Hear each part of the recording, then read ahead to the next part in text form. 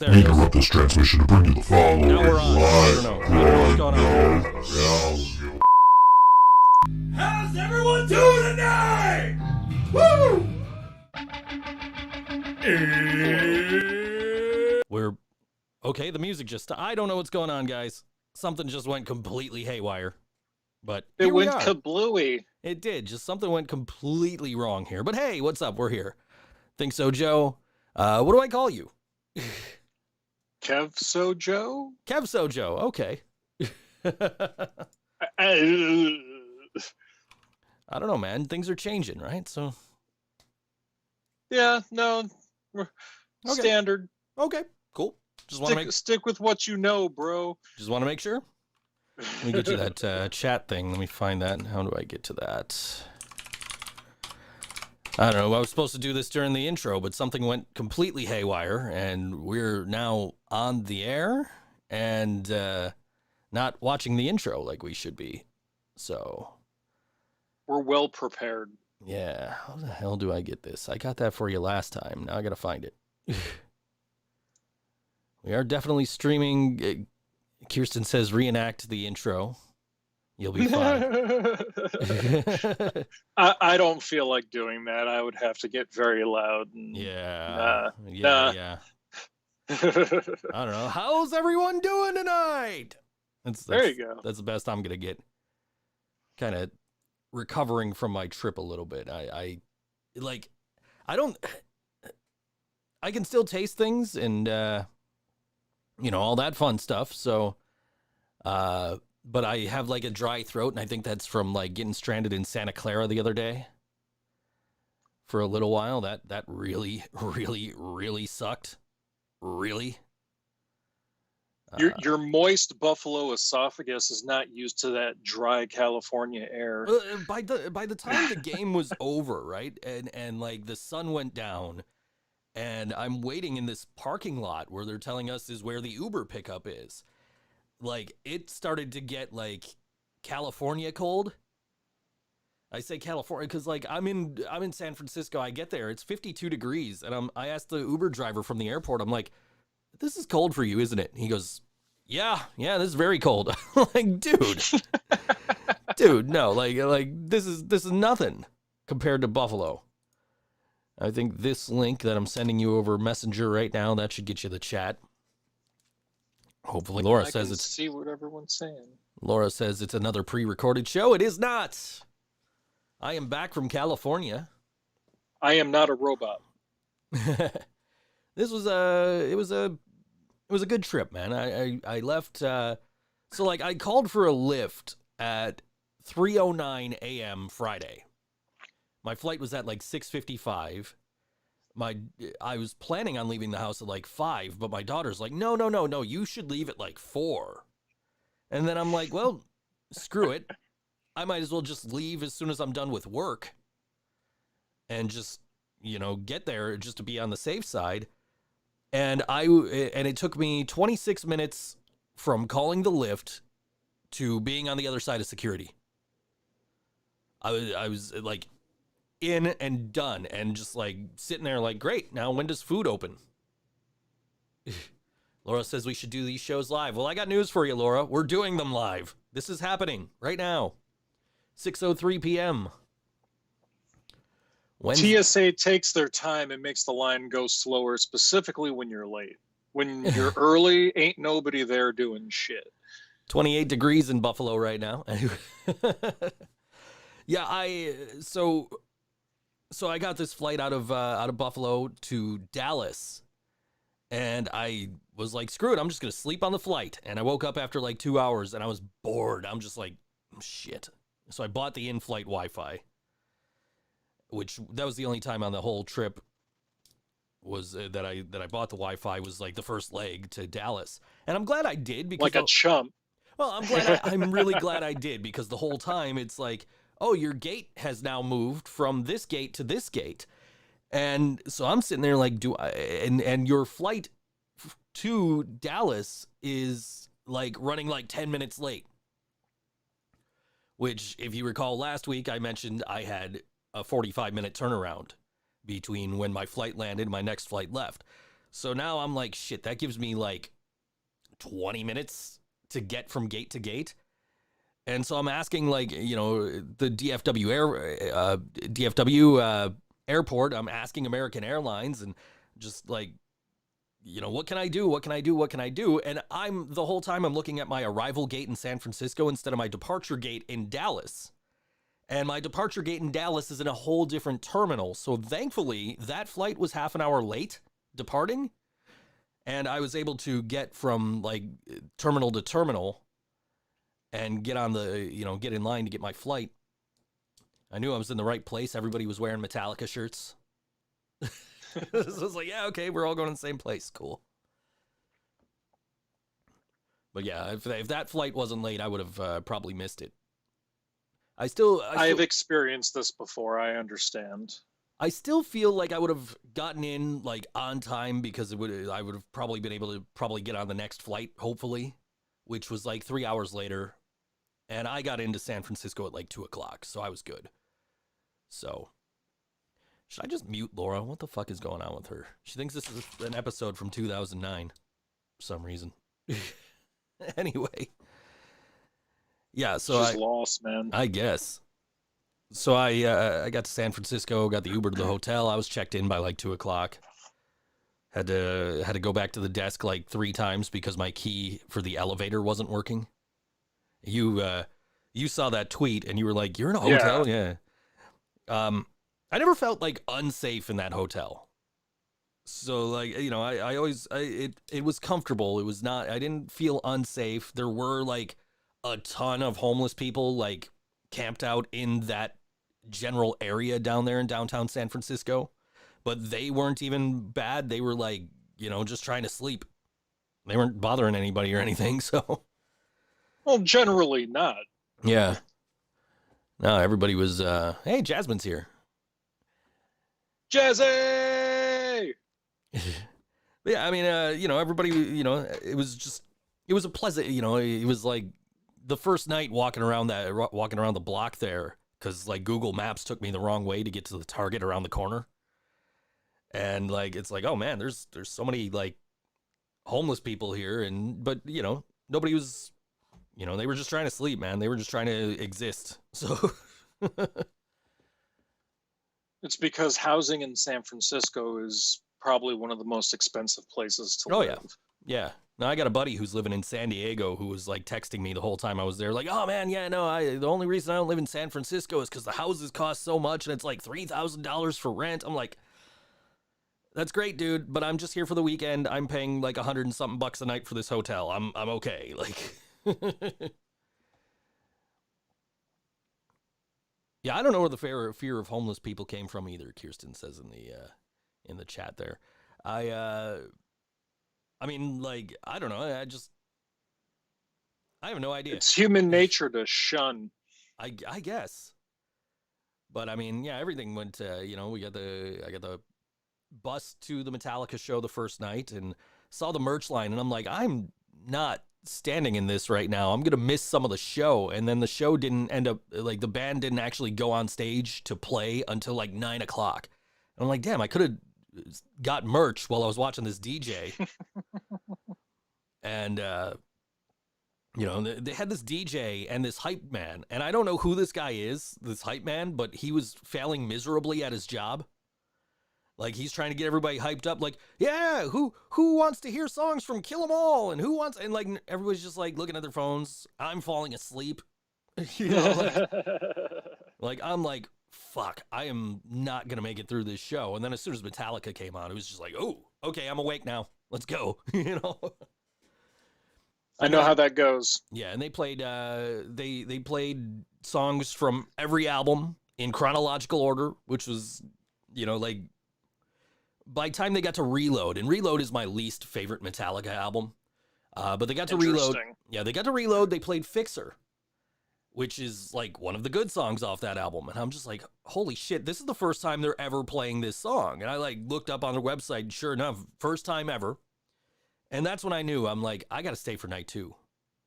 Because I was originally, my flight home was 10:50 on Sunday night. So I was going to go to the Niners game. I was going to drop off my bag.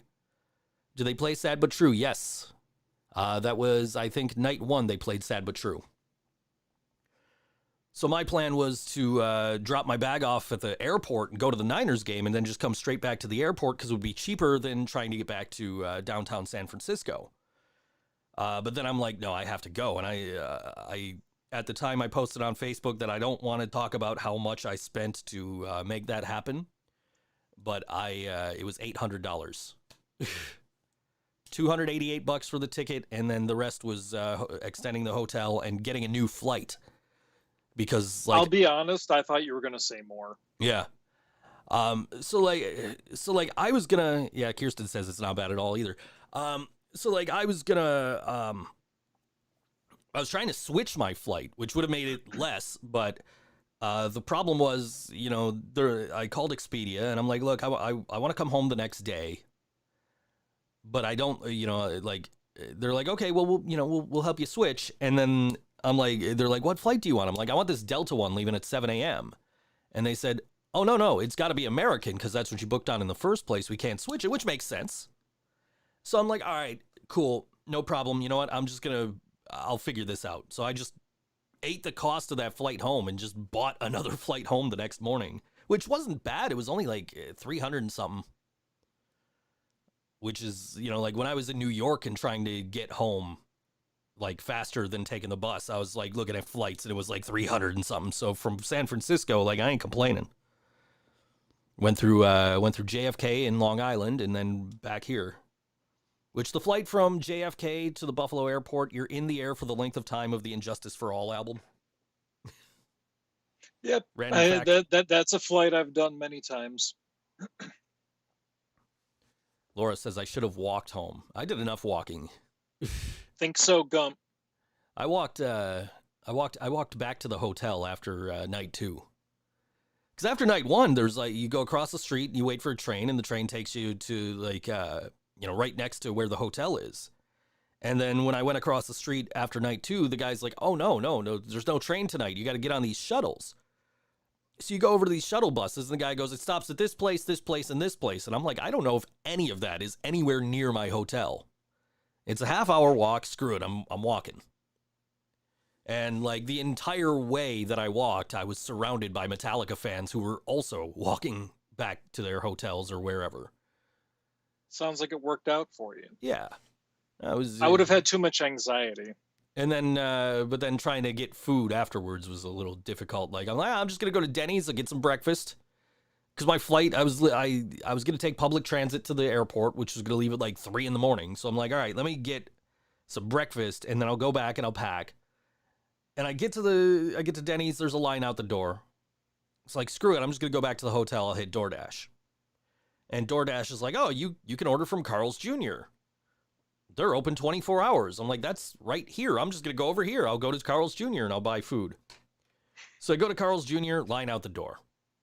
I'm like, fuck this. I ordered DoorDash while I was in line and went back to the hotel and waited. Now, the place I ordered from is a place called The Burger Den, which Ryan Gurnett found out before me, and I completely forgot that it is actually Denny's. So I'm sitting in the lobby of the hotel waiting for this, and they're just like, you know, my DoorDasher, he's like, oh man, they're taking forever to get your food. Like I'm here, I'm waiting for it. I'm like, no, you know, I didn't realize it was Denny's. If I would have realized it was Denny's, I probably would have ordered somewhere else. But like, because I knew what the line was like. I don't care that the food was from Denny's. It's just like I knew what that line was like and how long that was gonna take. So I'm like, you know what, dude, I'm just gonna go up. I'm gonna start, you know, packing, and just when you got the food, let me know, and I'll just come right down and get it from you. So as soon as I got back up to the room, he got the food, and I'm like, fuck, have to go back down 7 flights. You know, Jazzy, your mother is working. She had to work tonight. I'm your mother now. Yeah. Now I really want to moons over my hammy. Thanks. You could DoorDash Denny's right after the show. I might do that. I got food I got to cook, man. I went and got I got my booster shot yesterday, and then I stopped at Tops and I bought like $60 worth of groceries. I'm like, yeah, okay, this will get me through like a few days. So how are you feeling after the booster? Sore arm, slight headache. Nothing. DoorDash during the show. Don't let Joe tell you what to do. My new mom looks very pretty today.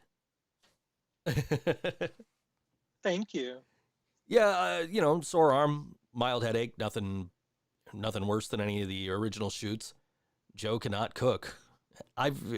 You've never tried my cooking. You don't know I can't He cook. can make a mean pot of boxed macaroni and cheese. I absolutely can. Jasmine wants to know where's Nikki. She's downstairs. She's making me dinner this evening. We're role reversing tonight. So no DoorDash. No DoorDash. No moons we over have my adult hay. food to make. Yeah. Saturday I went and found the Full House. Like I've been telling everybody, apparently, except for Jasmine and my mom, that I was going. Nikki makes a mean box of mac and cheese, says Kirsten. Kirsten, you have no idea. Nikki knows how to make some fucking food. Like, I do the standard dinner around the house. She does, like, the fun concept dinners. So I went to the Full House. That was my main goal for Saturday. And I took that video that I posted on social media for my mom. Like, oh, hey, mom, I'm in San Francisco. Happy birthday. I just want to let you know there's, great stuff to see. And turn around, the Full House is behind me, like everywhere you look. And, some girls were there looking at the house too. And so they took pictures for me and I took pictures for them. So, and then as I'm walking, I meet this dude, right? And he's like, yeah, man, my name's Paulo. I'm from the, I work for the, oh shit, what the fuck is the name of this place? He works for this, you fucked up already. He works for this venue. I want to say August Gray or something like that. I can find out. So it'll just take me a second. But like he's like, I work for this venue. I book the talent. And he took a picture of the back of my Living Brain Dead hoodie because I neglected to bring anything, pics or CDs or anything that I meant to bring, download cards, whatever. He's like, oh man, yeah, come out to the show tonight and I'll get you in for free. And I'm like, oh man, no, I kind of hesitated because I didn't, how do you respond to that? And he's like, oh no, I get it, man, I get it. Like, but if you come tonight, I'll buy you a drink or something. Like, okay, cool. So I get to my hotel and I look up this club. And I'm like, yeah, maybe I'll go meet up with this dude and just, have him buy me a Pepsi or something, Come to find out that the show that was booked, it wasn't like a local, like $5 at the door show. It was a $55 ticket to get in. And this dude was telling me, oh, I could get you in for free. And I just did not take him up on it. So you might have fucked up the future of the band, Joe. Right? I might have. Yeah, like that was our shot. August Hall, that was the name of the place. I knew there was an August in there somewhere. Yeah, he was telling me, like, oh yeah, we just had, Lars Ulrich's kids just played a set for us the other day. And as soon as he said that, I'm like, my friend Jason was there at that show. He posted pictures on social media of him being at that. And then the other thing Saturday was when I got to San Francisco and I hooked up my laptop and I went online and I got on Facebook. The first thing I see is Banksy exhibit at, this art gallery, like, fucking Banksy exhibit? Okay, I have to go to this. I spent $55 on that. So I got an Uber down there and it took like half an hour to get there from where I was, which was, like, I'm like, dude, are we still in San Francisco? He says, yeah. Man, we'd be out of Buffalo like 3 times over by now. San Francisco's huge. Yeah, oh, very much so. And it spans out everywhere you look. And then I got to see this cool Banksy exhibit. It was right near the Golden Gate Bridge, so I got to see the Golden Gate Bridge. It was a fun time. I missed the Lexi Rain show. I did. I absolutely did. I promoted it while I was in San Francisco. I plugged it because, people, if nobody was going to be at that show, hey, my mom's here. If people were going to be at that show, we're not going to be in San Francisco with me, they might as well go to something good in Buffalo. Hi, Mom. I was just talking about doing the Full House thing. So then I got back to the hotel. I was thinking about going to the August Hall, and then I'm just like, nah, fuck this. I'm going to bed. It was like 8:30 at night, which of course is like, 11:30 here, but still. Yeah, exactly. How can Lexi play? She's dead. I told everybody. Spoiler alert. Yeah. Well, is it a spoiler if they're not even going to show the rest of the show in the U.S.? They might. Who knows? I don't know. Maybe it is a spoiler. I'm going to seek out the rest of the show on purpose, and I'm going to watch it, and that's it. There was no end to this story.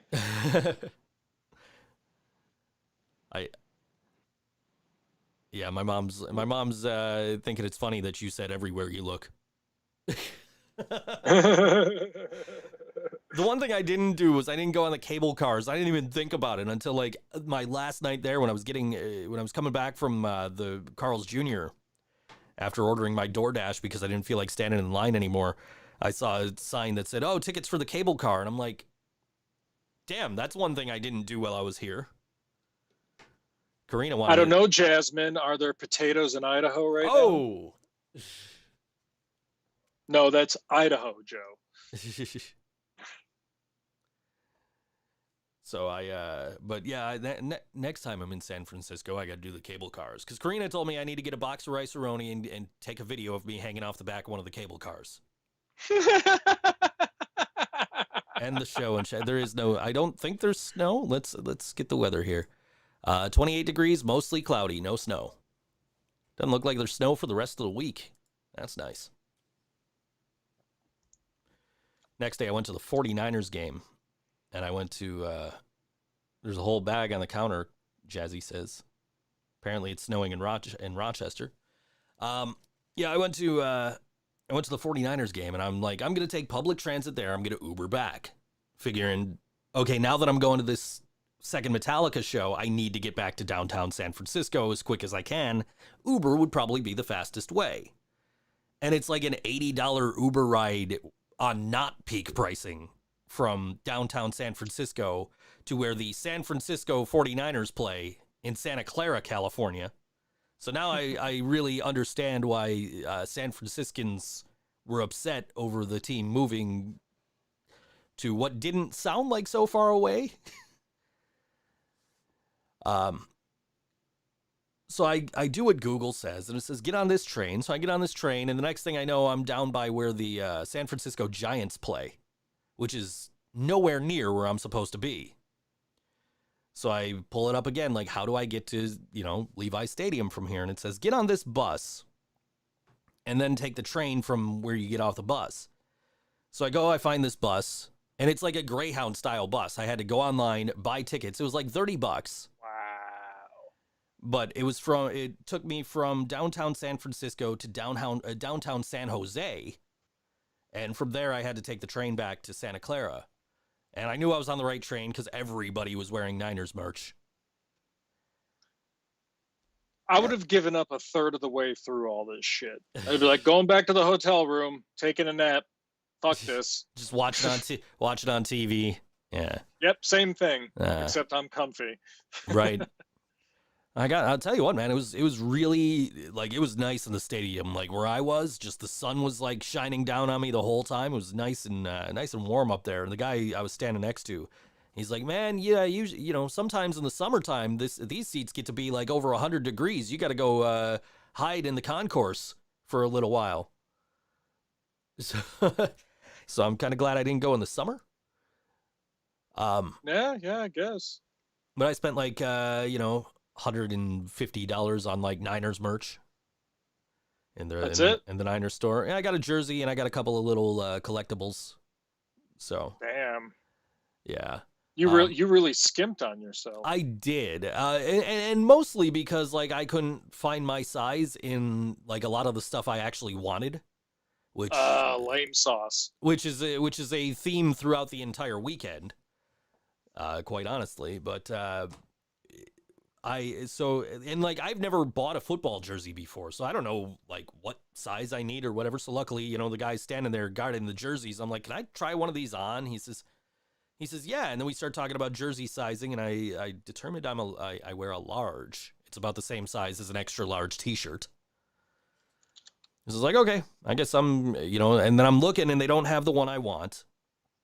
Because I wanted the black George Kittle jersey. They had it in like every size except large. And then I wanted they didn't have any throwback George Kittle jerseys. So I was like, all right, I'm just gonna get the regular, home jersey.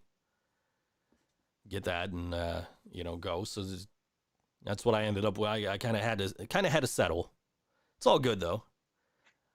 But this was a recurring theme of not being able to get my size throughout the weekend. Was like the first night of Metallica, I went to the merch booth after the show. And Mistake. Yeah, bad mistake, because I'm like, can I get letter C, an extra large? And the lady goes and looks and she says, nope. Like, okay, can I get letter A, an extra large? Nope. Like, okay then. Can I get that hoodie over there that doesn't say 40th anniversary on it at all? Can I get that for an extra large? And that was an $80 hoodie. And I thought it was a zip up and it wasn't. It's a pullover. I'm like, oh, well, I have it. It's a souvenir. It's a memory of the show. And at that point, I didn't know that I was going to night 2. So this became a recurring theme. So I got stuck in Santa Clara after the Niners game, because as I'm leaving, I find, one of the security personnel, and I say, hey, where do I go to catch an Uber? And she says, okay, you're going to keep walking up to Great America Boulevard. You're going to cross the street and you're going to wait at the Hyatt. Like, okay, cool. No problem. So I go over, there's a bunch of people waiting at the parking lot entrance to the Hyatt. I'm like, you guys here waiting for Uber? Yeah, we're all waiting for Uber. So I go to get an Uber. It's like $100. Oof. I'm like, well, I have this $50 gift card. So, or $50 worth of gift cards. So I'm going to use these $50 worth of gift cards, and I'm going to get to, I'm going to get back to the hotel for like $50 and tip. So I'm sitting there and drivers keep canceling. Somebody says, oh, they're not picking up over here. We have to go to the Shell gas station down the street. So I'm standing there. I'm talking to this dude. His name's Joel. He's from Dallas. I said, dude, what are the odds? You're from Dallas. I'm from Buffalo. We're both 49ers fans and we met in Santa Clara. Like, what are the odds? Sounds like a song. So we're, he's like, I'm going to go into the restaurant here and get some food. So I walked in with him and I'm like, you know what, man, I'm really like, I'm pressed for time. I really need to try and get this Uber. So I walked up to, I was going to walk up to this gas station these girls said they were trying to get the Uber from. And I run into this guy directing traffic. I said, hey man, is it usually this hard to get an Uber after the game? He said, oh yeah. He's like, you know where you're going, right? I said, not really. He says, oh, you're going to go right in this parking lot over here. So I go and I sit in the parking lot. There's a bunch of other people waiting for Ubers. And Uber drivers are just canceling on everybody. And people are saying that, like, they're not even letting the drivers into this lot that is supposed to be where you're supposed to get the Ubers. Wow. So at this point, now it's getting cold. My phone's starting to die. I need to get back to the hotel and charge my phone before the Metallica show. I know at least that I don't need to be at the Metallica show, like right when doors open. I can get there at 9:00 and not miss anything. So I'm like, all right, my plan now, I'm going to take a train somewhere away from here and then get an Uber from wherever I end up. So I get on this train to, like a suburb called Milpitas. And I start talking to these two, I don't want to call them kids because they were like in their 20s or whatever. But I start talking to these people and I'm just like, hey, they're kind of talking me through like, well, you could catch the train. I'm like, but if I catch the train, I'm not going to get in till like 8:00. And that's like way later than I want to get in. So they're like, okay, well, here's what we're going to do. We're going to go to Dave & Buster's when we get off the train. So we'll drive you over from the trains, from where we're parked to the Dave & Buster's. So you could, because that'll probably be a better place for you to try and get an Uber. So I get this Uber and this guy is just like, you could take the train. I'm like, I don't want to take, like, dude, I don't want to take the train. That's why I called you. I don't want to, like, I want to get back because it's an hour drive from where I am to where I'm going. I don't want to, you got to take the train. You could take the train. I'll drive you to the train station. No, dude, I called you because I want to take Uber to the hotel. If I didn't want to take Uber, if I wanted to take the train, I would have just taken the train. You probably just didn't want to drive that far. I absolutely drove did for not. Uber once. Yeah. Yeah, I drove for Uber once, and when I was living in like central New Jersey, and I would get rides for like New York City all the time, and it was an hour and a half drive, and I'd just be like, motherfucker. Yeah, he absolutely was like not happy about having to do this hour-long ride, and I'm just like, dude, please, like I just need to get back to this hotel in a timely manner. Like, I will tip you well. So like I think the ride was like $75, and I tipped him like, or it was like $70, and I tipped him 35. So I gave him like a 50% tip, just like, because I knew he didn't want to do it, but he did, you know. And I got back, and I had time to like charge my phone and shower and whatever before I got to the game. Laura is telling me it is music time basically, and she is correct. And we'll continue this story when we come back.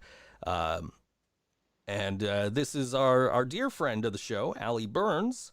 Brand new Christmas song called "Alone Again on Christmas" on all WNY. Think So Joe Show.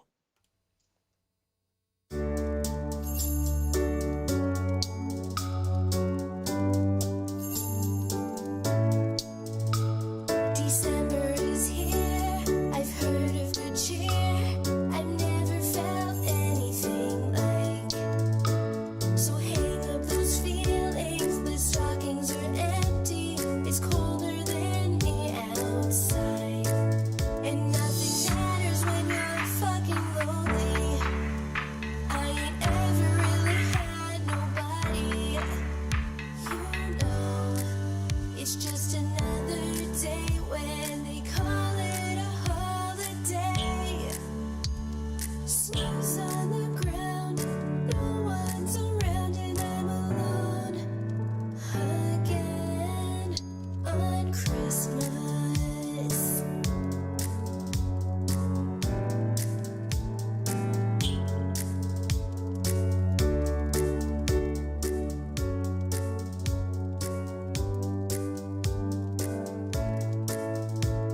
It all feels so calm when everyone is gone. My mind is at it again.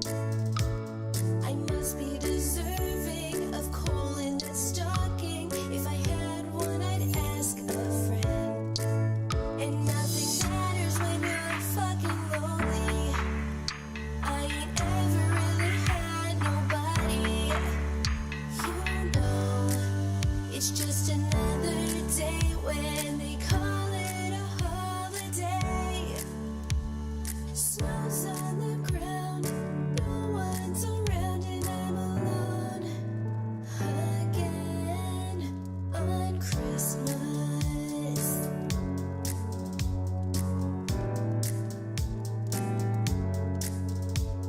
Snow's on the ground, no one's around, and I'm alone again on Christmas.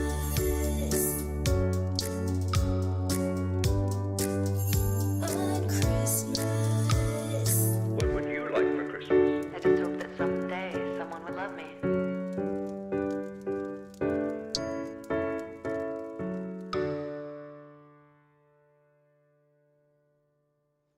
It was Allie Burns on all WNY. Think So Joe Show. I enjoyed that. Thanks to Kirsten for letting me know last week that Allie had this new Christmas song out. Does she not have it up on Spotify yet? I was looking. It's on a compilation record under the name The Team. So if you look for her, some of her stuff will come up under The Team. And you could just like click on one of their albums and then click on their name. It'll take you to it. It was a complicated process to get there, but I found it. It is on Spotify. It's just Gotcha. yeah. I hate it when they bury stuff like that. It sucks. Yeah. Well, anyway, so I finally got back to the hotel, like just in time to like charge my phone a little bit, take a shower, and walk over to the bus stop, get the bus to the Chase Center. Well, I get over there. There's me and a couple other people waiting, and the bus just drives right by us. So now I'm meeting more people. I met a couple from Washington D.C. and we split an Uber to get to the show. And I'm thinking, like, I got 100 level seats this time. It's going to be a much better view. It was actually kind of worse than my 200 level seats the night before, the Friday night. How'd that work out? It's the Chase Center's huge, and the way it's laid out is like just kind of weird because like I went in where I was supposed to go in, and I go down, and I'm like, dude, I think you're in my seat, and the guy goes, no, man, you want 126? That's back there. So there's like sections in front of sections in the 100 level, which is weird. So like there's 126, and then in front of it is like 121, and then my seat happened to be in the back row of 126. So like, okay, you know, it's still a great, like, I don't like seats at Metallica shows, but like this was a special occasion, and it's like, yeah, okay, this is fine. I can deal with this. Especially because, like, you know, I felt like I was watching with, like, Nick Lucido and my buddy Greg, who were, like, texting me while they were watching on Amazon Prime at home. A Metallica show is a Metallica show. Yeah, I try to avoid arena shows in general. I just hate arena seating. It fucks me up. Yeah, I'm just glad they did the show, like, in the round instead of an end of the arena stage, because, like, when I bought the tickets, the section I was in was supposed to be like right up on the corner of the stage, but it was, but like, if the stage was there, it would have been like behind the stage. It would have sucked. So, So, I like that theater in the round style. I think Yeah. that's probably something that should get adopted more in Yeah. general. So I was like I was really glad they did the round. They did the show in the round, and I was able to, you know, see everything that was going on. And then they had like the giant screens and everything. If you saw my pictures, there goes my lock for my bag. Anyway. But yeah. Why is it on your desk, Joe, during the show? Come on, man. Something to fidget with. There. Yeah. But yeah, no, it was a great show, and both nights were great shows. They broke out the song "Wasting My Hate" from Load, which my first concert ever was Metallica, March 25th, 1997 at the Marine Midland Arena here in Buffalo. The Marine Midland Arena. Oh, Marine shit. Midland Arena. And and they played that song, and that just, you know, as they're playing that song, it's like, man, I feel like I'm 15. And at the Marine Midland Arena watching Metallica for the first time again, you know, like it's not a song they play often. And a lot of the songs they played this weekend were songs they don't play often, or, you know, in the case of Fixer, at all.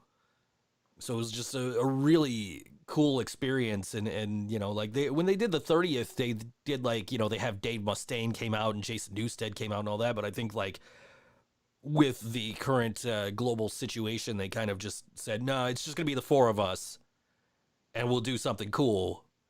But, like, we're not going to have anybody else backstage with us, you know? Also, fuck Dave Mustaine. True. What was my favorite part? I think just kind of having that camaraderie with, you know, 19,000 people that otherwise would have never been in the same city, let alone the same room, just singing and, you know, cheering and just enjoying this experience that is Metallica. There was a guy 2 rows in front of me at night 2, and he was carrying a Mexican flag, because that's like a thing you do at Metallica shows. If you're from a different country, you bring your flag. So this guy's got, this dude's from, you know, from Mexico, and he's just rocking out, and we're just like fist bumping, and, like, you know, it's just this shared collective experience of 19,000 people who you never meet in any other walk of life, just sharing in this collective experience, and you're all best friends for the night. I said after night 1, the guy that was sitting next to me, I don't even know his name. I didn't get his name, but for 3 hours while Metallica's playing, we're best friends. You know, like, and I think that's... You bro slut. Dad, empty your pockets. No, we're not doing that today. It's the same shit that's always in my pockets. It's my pens. I thought I was going to lose my pens over the weekend, my pens and markers. Because, like, I went to... No, I You went should to... get a pocket protector. No, I went to that Banksy gallery on Saturday, and at the door, it's like, no markers with indelible inks. And I'm like, fuck, that means like Sharpies. So I can't bring these Sharpies into. So like, they made me put them on a table, but I was able to grab them on my way out. So They don't want you defacing shit. no, obviously. It costs millions of dollars, Joe. All it is fungible tokens. The artworks that were on display were like part of private collections. So like they definitely didn't want anybody destroying any of the artwork there. Kirsten's judging me for Banksy being my favorite artist. I have a Banksy tattoo. Right here. See? I have a Banksy tattoo. They had that's where each one of my vaccine shots went. Was into that tattoo. But Listen, we all have that thing that we love that other people would cringe at. In Sure. my case, it's a handful of fucking things. Yeah, no, definitely. But yeah, so the thing about it was when I got to the show, I needed to get to my seats. I got there like just in time. So I didn't get a chance to go to the merch table. Or at least Boo. I tried to go to the merch table, but I looked at the line. I'm like, there's no way I'm getting out of here before they start. And I wanted to be like in my seat by the time they start. So when I got to it's impressive he can draw anything when his hand is that heavy. Jeez. Anyway. I don't understand that reference. So so I'm like, all right, as soon as they finish playing their last song, because I know they're not going to do an encore because they didn't do one Friday night. So as soon as they finish playing their last song, I'm going to head over to the merch table and hopefully get the merch that I want. Because when I was at the merch booth on Friday, the lady was like, try again Sunday. Like, I'm going home Sunday. Can't try again Sunday. Heavy-handed being a phrase used to describe someone that's the opposite of subtle. Oh, okay. See, this is what happens when I smoke before the show.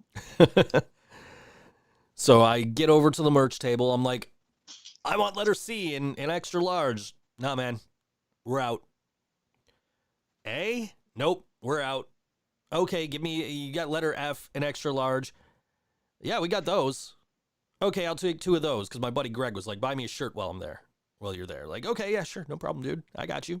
As long as it's under $40, buy me a shirt. And it was $40. So I'm like, all right, I got you. And as I'm leaving, I'm walking up the street and there's a guy, $10 t-shirt, $10 t-shirt, bootleg t-shirt. And I'm like, this goes against everything I stand for, buying a bootleg t-shirt. But because It's Metallica. Who gives a shit? Because I have these memories of going to see Metallica in '98 at Darien Lake with my cousin and my friend Greg and a couple of other people. And I remember this dude with bootleg shirts came up to us in the parking lot. And he's like, $10 for a t-shirt, $10 for a t-shirt. And we're 16-year-old kids. We ain't got no damn money. So my cousin's like, I got $9. Will you take $9? Yeah, sure, man. Here's your shirt. And my buddy Greg reaches in his pocket, counts his money. I got $8. Guy's like, yeah, here, no problem. I look at my pockets. I got $7. I'm like, $7. Here you go.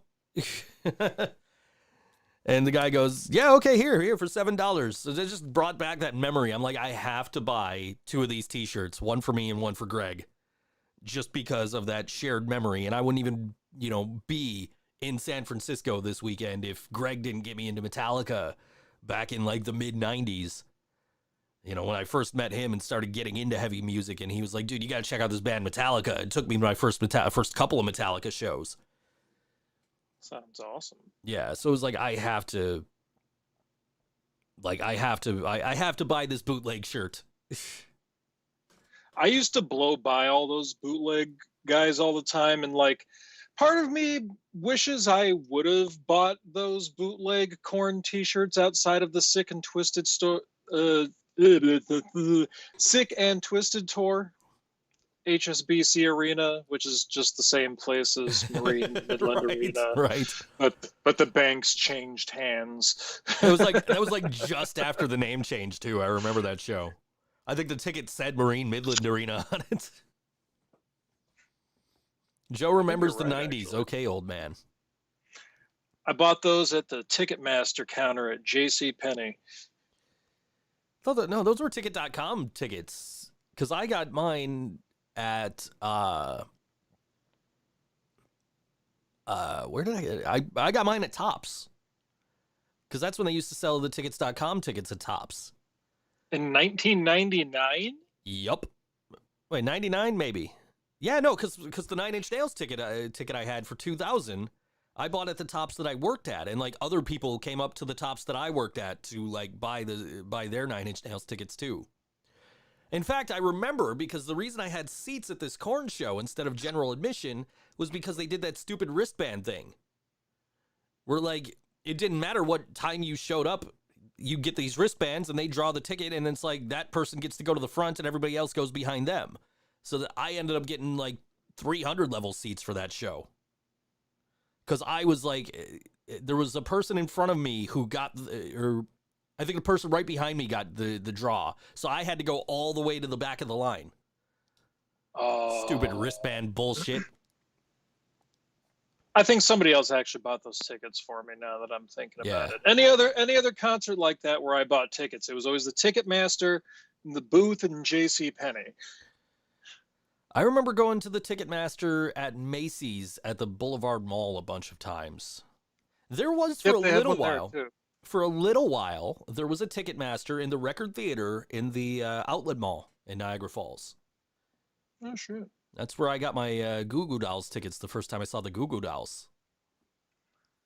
And then when I got over all that stuff and I started getting into hardcore and going to all those shows, I bought all those tickets at like Home of the Hits. Yeah, I just, I'm so okay with like having to buy tickets online nowadays and not having to go stand in line, not having to worry about this wristband bullshit or handbill or whatever the fuck. Like, okay, well, it doesn't matter that you got here first because we're gonna draw a number and that person gets to go first, so you get screwed out of the tickets that you got up early to come get. If it's not the $20 Groupon lawn seat ticket, I ain't going. Ha. You buy those and then you can get to the concert and be like, all right, yeah, let me upgrade for like $10. And then you get like seats in the seating area. We started bringing our own seats now. We're those people. That's what I was gonna say. You are those people. I had to get a drink. But anyway. Yeah. I always said I would never be one of those people, and I am gladly one of those people now. I had lawn for Aerosmith. And like halfway through the set, Aerosmith is like, all right, hang tight, we'll be right back. And then they play like this little video on the big shitty screens at Darien Lake.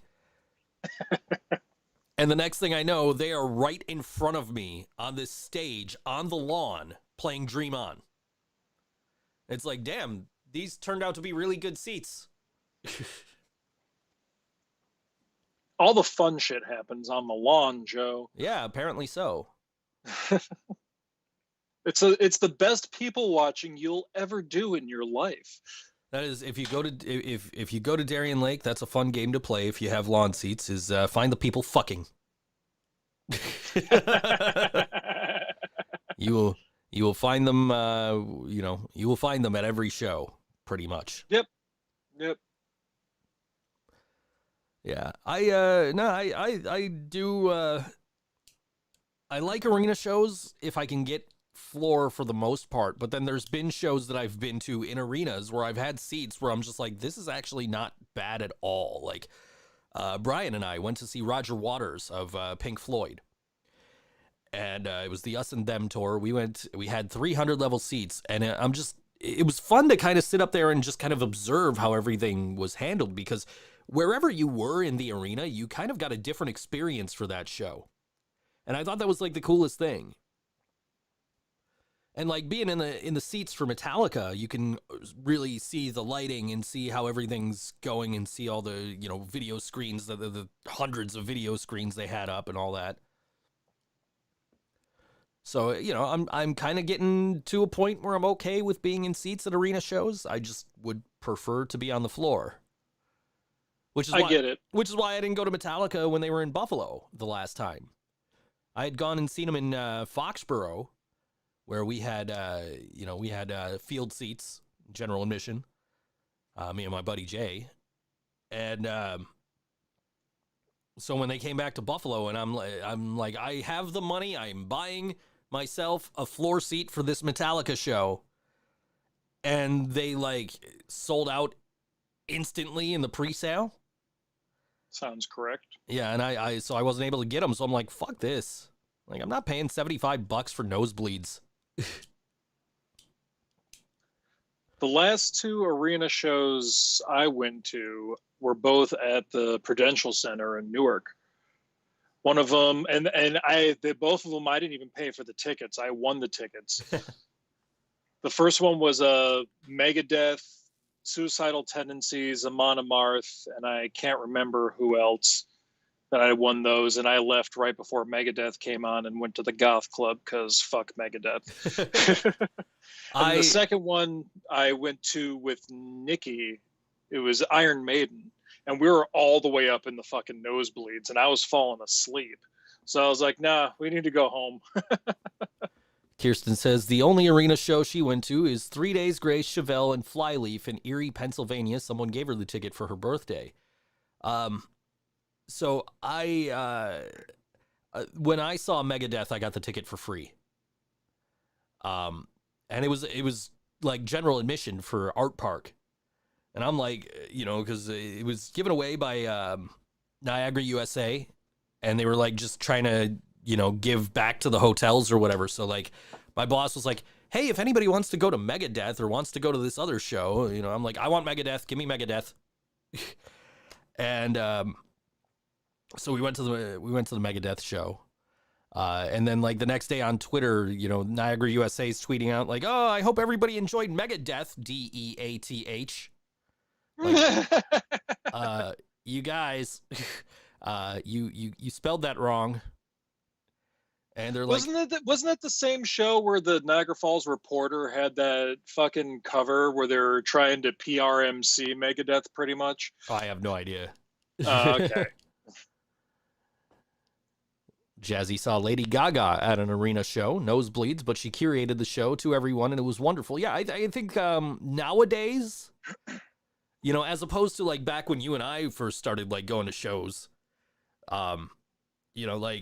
nowadays I think it's more accommodating to the people up in the nosebleeds to kind of have a good experience at a show, as opposed to like that Korn show you were talking about. I'm sitting up in the nosebleeds in the 300 level. I'm just like, this sucks. I had general admission. Yeah, I'm insanely jealous because I would have loved to have had that. Apparently, like, I guess that was like the loudest tour ever at that point, like Guinness Book of World Records loudest tour ever. Oh yeah, I remember that. Yeah, so like, maybe it's a good thing I had 300 level. I don't know. It was so Korn gave me tinnitus. Those Maybe. motherfuckers. Maybe I had my 200 level seats for Friday night. I forgot my.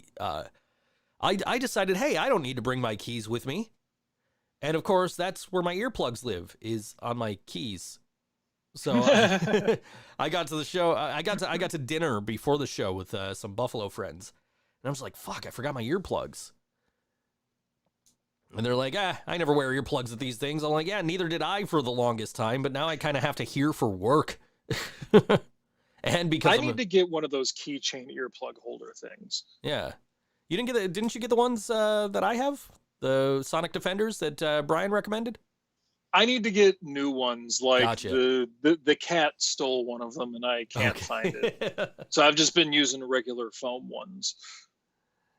Kirsten actually uses her earplugs at work as well as at shows. I am so glad sometimes that I have my earplugs on my keys, because then that was with Ashton and you put earbuds in. Yeah, at Over and Out at Good Bar, I definitely had earbuds in. Earplugs. They're not earbuds. Yeah, Not yet. Yeah. No, I definitely I was always of the mindset of like, I don't need earplugs. Like when I went to Metallica in Foxborough like 2 or 3 years ago, one of my buddies I went with was like, we got a whole box full of these, foam earplugs. Here, take a couple. I'm like, I'm not going to use these. He's like, no, dude, wear the earplugs. Please wear the earplugs. And I put them in and they lasted through like, the couple of songs of Volbeat that we saw and like the Mixmaster mic spinning in between bands. And it lasted like halfway through Metallica before I lost one. And I'm like, fuck it, I'm done. They're playing one. I got through the explosions before one. I think I'm okay now. But ever since I got into the Living Brain Dead and I heard you ask Brian, hey, what are those earplugs you bought? And Brian shared it with the group, and I'm just like, yeah, I think I'm going to buy some of these just to be on the safe side here. Start protecting my hearing more, because there's a lot of times where somebody says something to me and I'm like, what? We've abused our eardrums. Oh, for sure. As many concerts as you and I have both been to. Kirsten can confirm being deaf is lame AF. But yeah, I thought like, oh, I don't need my keys. That's one less thing I got to take out of my pocket going through security. I'll just I'll just leave them here in the hotel room. Yeah. Good job. I'll tell you about this restaurant we went to. It's called Magnolia. It's a Magnolia Brewery. Easy for me to say. It's right up the street from the Chase Center, and I got like these little chicken sliders, and they came with these fries, and these fries were covered in like the spices that they put on barbecue chips. Ooh. Oh yeah, it was amazing. It was so good. I'm just like, man, I am so glad you guys recommended to come to this place and meet up like before the show. Solid choice. Yeah, and then after I bought the tickets, I reached out to my buddy Jay that had reached out to me about going there, and I was like, "So, Magnolia again before the show?" He goes, "Yeah, probably." And then he texted me like while I was still trying to get the Uber back from Santa Clara, and he's like, "Look, me and Phil, we're gonna go to the show. We're gonna get here at like 3, and we're gonna stay till like 5, and we're gonna get to the show early because we got general admission, so we want to get as close as we possibly can." I completely understand. And he goes, and I don't think Drew's coming to the restaurant because Drew doesn't want to sit through the DJ again. I'm like, yep, that I completely understand as well. So we didn't end up going before the second night, but the first night we went. It was cool to hang out with my Buffalo friends, my long, cold, dark friends, I should say, because not all of them are from Buffalo, but it was cool to hang out with those guys and walk up to the show with them and all that. But yeah, it was a hell of an experience. No, Jasmine, they did not play Whiskey in a Jar. What? Actually, kind of, I'm a little bit disappointed that they didn't play the song Minus Human off of the first S&M record, because what they were doing was playing songs off of every album, and they included Garage Inc. and S&M the first night, and they played the song that they kind of kept from S&M, which I just, the name of the song escapes me off the top of my head, but I'm like, ooh, that means Sunday night they're going to play Minus Human, because they're going to play, that's the only other song off S&M they can possibly play, but they didn't. They ended up playing I Disappear, which was still cool to see, because I've never seen them play it before, but I was kind of disappointed they didn't play Minus Human. But off of Garage Inc., the first night they played Bread Fan, and they played Am I Evil the second night, which was just like so cool, because that used to be like, those songs both used to be like regular songs in the Metallica set lists. So it was cool to see them bring those back.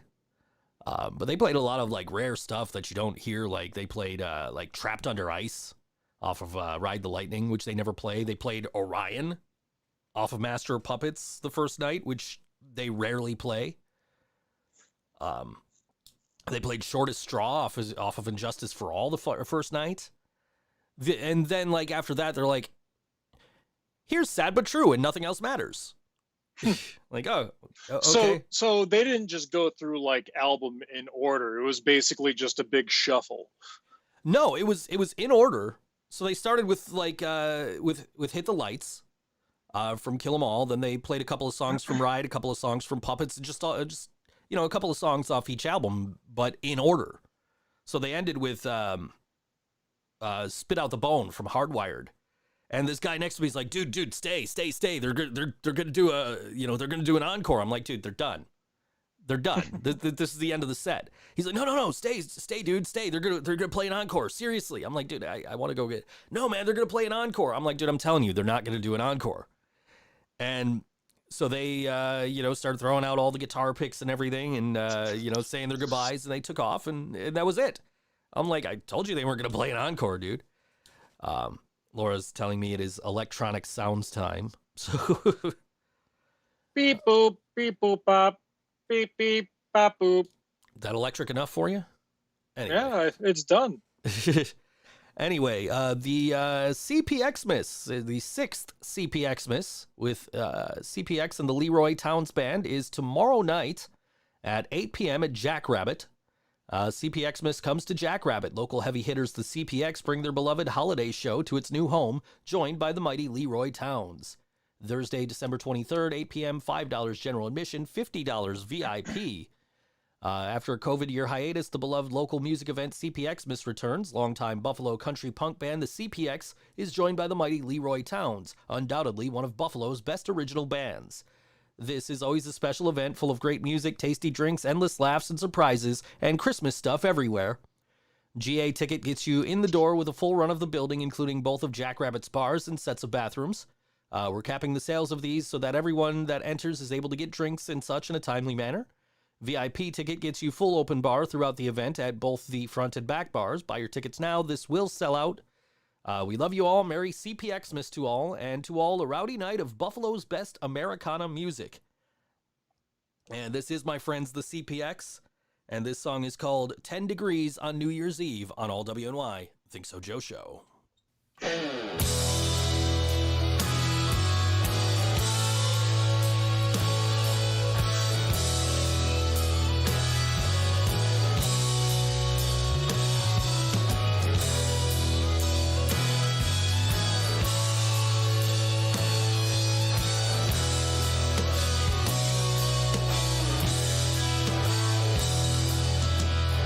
Pardon me, Lord, don't mean to bother, no, I don't mean to complain, but it's 10 degrees on New Year's Eve, and there ain't no one else left to blame.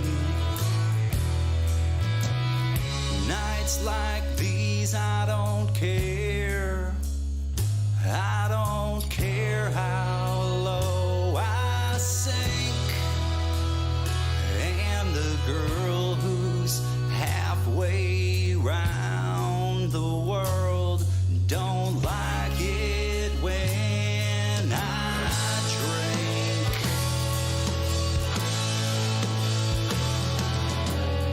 Devil stare in a black leather jacket, but overwhelmed by the taste of champagne. And the show's finally over, the lights all been lowered, and my cab's already on its way. Go ahead on without me, boys. I just came here to play. Now that punk rock girl is back there, and she's begging me to stay.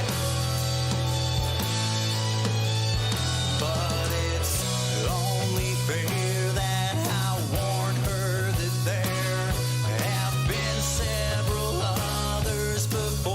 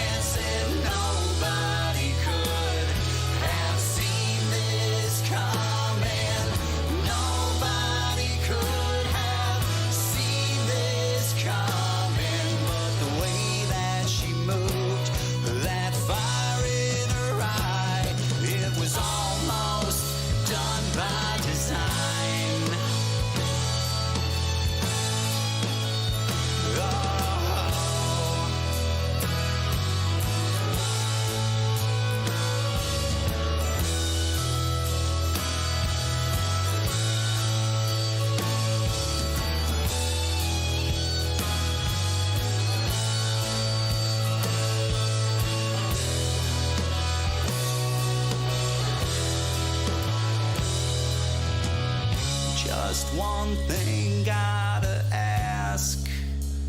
To close the book on a cold New Year's Eve, that the girl who's halfway round the world will never know a thing. 'Cause I've had second chances, I've been here before, in some backstage romance with some Allentown whore. Is a life that I've long left behind. Oh, but nobody could have seen this coming. Said nobody could have seen this coming. Nobody could have seen this coming. But the way that she moved, that fire in her eye, it was almost done by design. And I know I don't think right half of the time. No.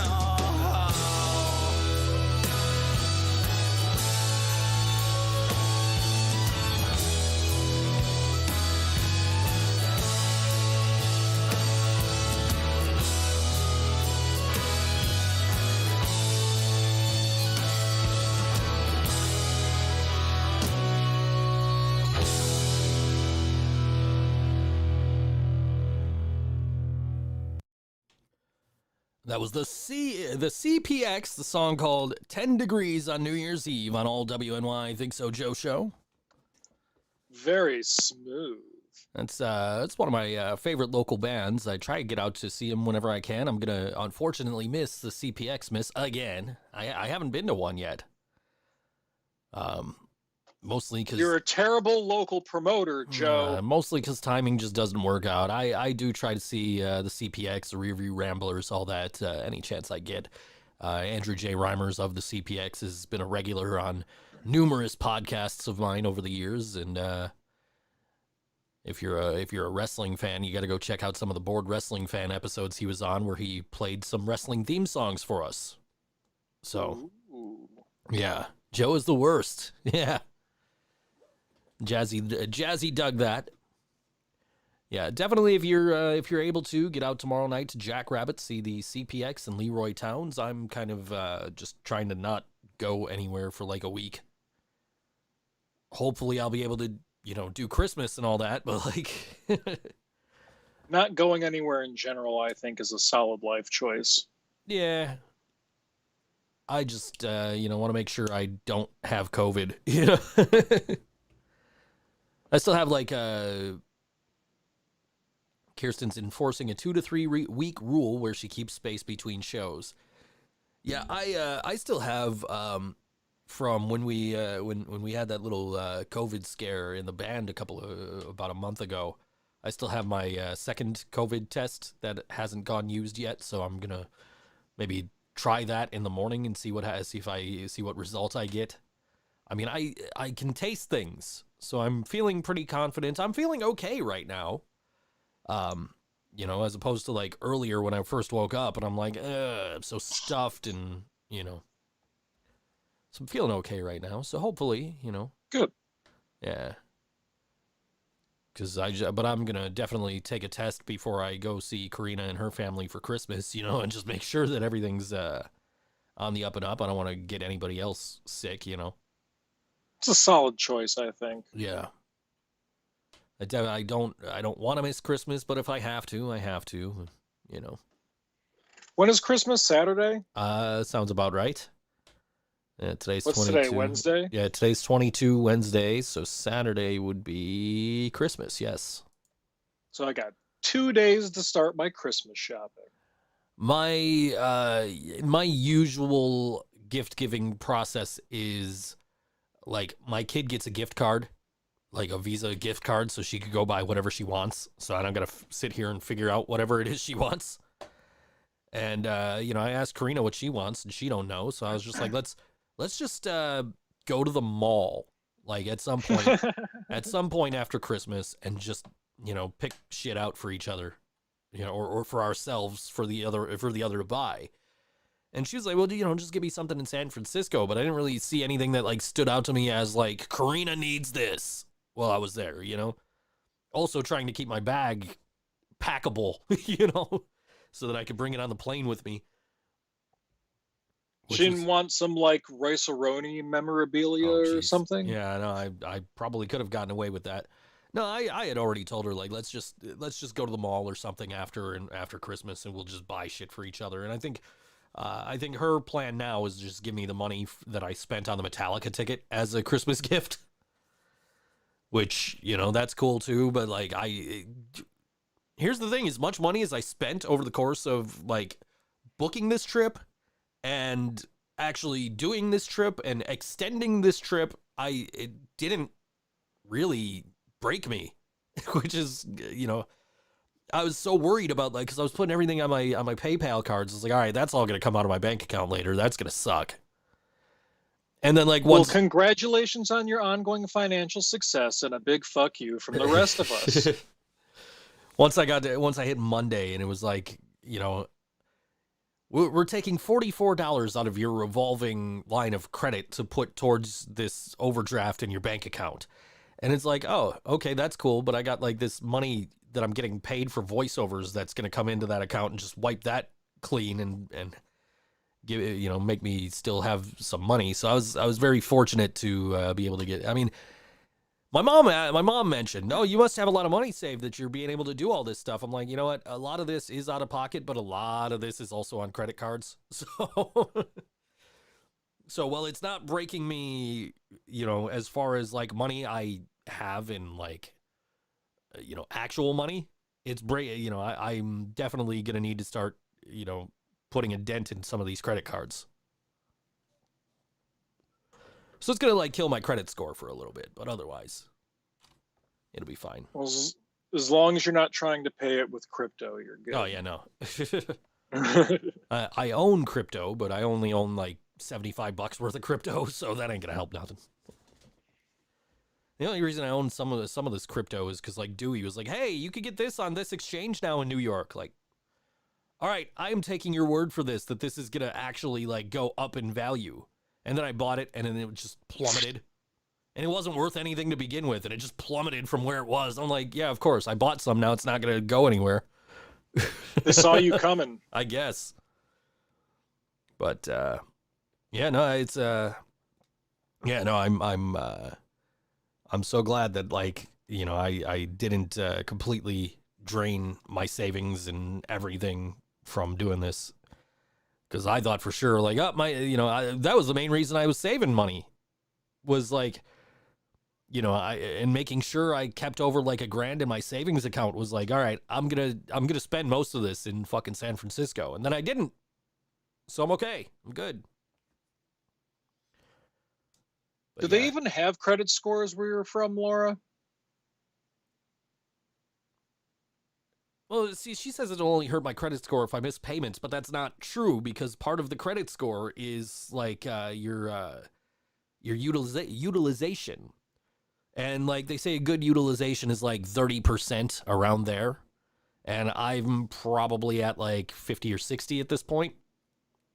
So it's definitely gonna bring my score down, not by a ton of money or a ton of percentage points or whatever they go by. But you know that we're older than the actual concept of a credit score. I do know this. It's crazy, isn't it? But yeah, I know how, I kind of have a vague understanding of how credit scores work, but definitely the utilization is going to bring my score down a little bit. And then as I start paying it off, it'll start going back up. So it'll be okay. I was at like 700 anyway, so it's all made up. A lot better than I started. I was at like 550 or something when I started looking at my credit scores. Like, I need to kind of fix these. And so now I'm, in a much better position. But yeah, I don't know. Anyway, Are any of us in a much better position, Joe? Never. No, I Never. didn't think so. Never. Yeah. So Kirsten says she paid off her camera so she can't judge. That's the other. I have She like says she hasn't paid off her camera. Oh, hasn't paid off the camera yet. Yeah, no, I get that. Like, I have a lot of gear I haven't paid off yet.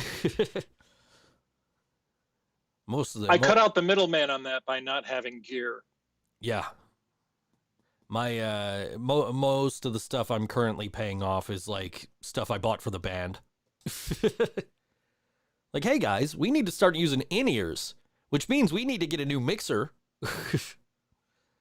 Which means I'm gonna go open up a bunch of new orders on Zounds. You haven't even seen them, the in-ears, or used them yet. No. You were about to, and then Ryan got sick, and we weren't able to play the show, so there's no point of doing practice. The way things are going, it's still gonna be a little bit. Yeah, I don't think shows are gonna be a thing for a while, for much longer. I think everything's like the NHL just shut down through Christmas. They pulled out of the NHL players out of the Olympic Games. Montreal wasn't letting fans into the arena for recent games. So yeah, things are starting to look. Somebody on Facebook said, "Does anybody else get March 2020 vibes right now?" And I'm really starting to see that myself. It's been pointed out a lot, like all the things that we're seeing with like teams like pulling out and leagues like shutting down for a little bit. Like this is exactly where we were in March 2020. Yep. So hopefully, I mean, this is what happens when people don't fucking do what they need to do to end this fucking thing. Kirsten would love a shutdown, she says. I could actually use a little slowdown on my life personally. Yeah. So let's do it. Yeah, I ain't going to shit. I think my next show I have tickets for is in like February. So I'm like, I ain't doing shit. Eat that calendar into the fucking sun. Yeah. I'm sitting in the exit seat in the fucking airplane on the way home, on the way from JFK. And I'm looking at the seat back, and it's like, pull the door off and yeet it out the fucking door. Like, and I'm like, is that seriously what I'm supposed to do? Is just toss this fucking thing right out the door? And the guy comes over and he's like, do you understand what you have to do in the event of an emergency? Blah, blah, blah. Are you capable of doing all the what you need to do? And I said, I just got one question, man. Like, just pull the door off, throw it out. And he says, I don't care what you do with the door, just get it off. So get out. Like, okay, cool. Whatever works. Out's better than in this situation. I would imagine. But make sure you let go of the door, otherwise you're going with it. Right. Yeah. I don't know. I started thinking of Fight Club. Exit procedure, 30,000 feet, calm as Hindu cows. And then they replace them all in the Project Mayhem with the ones with the people screaming. Like, yeah. I haven't watched that in a long time. Neither have I. I should fix that at some point. I'm good. Kirsten says, I only have January 7th tickets because a band sent them to her as a thank you for photos. I think the next one we have is like Flogging Molly in February. Or is it Dropkick Murphys? It's one of those two. I don't know. The Bomb Pops are opening the show. That's why I wanted tickets. We're going to Rochester for that. Dropkick Murphys. Okay, thank you. I get those two confused. I'm not doing any of this shit. Yeah, I don't blame you. I mean, I'm sitting in the, in the Chase Center just surrounded by people, and everybody's vaccinated. Because that's the rules in San Francisco. You have to be vaccinated for any indoor things. So like restaurants or movies or concerts or anything. So it's like everybody's vaccinated, but like that doesn't mean I'm not getting this fucking virus sitting here in 19,000 people. And I'll tell you, I didn't take my mask off other than to eat at any point outside of my hotel, other than like to take that video from my mom and to eat. I had the damn thing on the whole time, like walking down the street, everything, just like, nope, keeping it on. Niners game, I didn't need to have it on. I kept it on. I'm just like, nah, I'm not taking it. And of course, you didn't need to be vaccinated to get into Levi's Stadium. So it was like, all right, I'm just leaving this mask on. I don't want to take any chances. But me and Nikki went to go see Spider-Man No Way Home on Monday, and we had our masks on like literally the whole time, which was interesting because there's more than enough parts in that movie to cry during while you're wearing a mask and glasses. So lots of fun. yeah, what sucked was like walking down the street in San Francisco and trying to put my sunglasses on when it was sunny out, and then his sunglasses are fogging up and I can't see where I'm going. Trying to like catch buses, like, what's that one say? Is that the 14?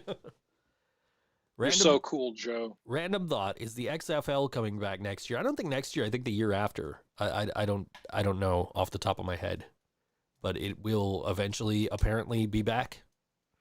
What? Why? Yeah. So it shut down because of COVID last year, and it was actually fun to watch this incarnation of the XFL. But they shut down because of COVID and folded the league like just right after that, and The Rock ended up buying it, and he's going to relaunch it. Better name it something else at this point. Yeah. Well, I mean, the XFL, the original XFL, yeah, that's got that stigma to it. But the second one, the football was actually pretty good. I was watching a little bit of that before they shut it down. I was trying to, figure out what team I wanted to root for. How many games were they even able to get out for that? I think it was like 3 or 4 weeks. It wasn't long. Yeah, I was like, it was there and then it was gone. Like I didn't even realize that any games had actually aired. Yeah. It was not long before they were like, okay, well, we can't have fans, which means we can't make money, which means the league's done. That's how that works. Yeah.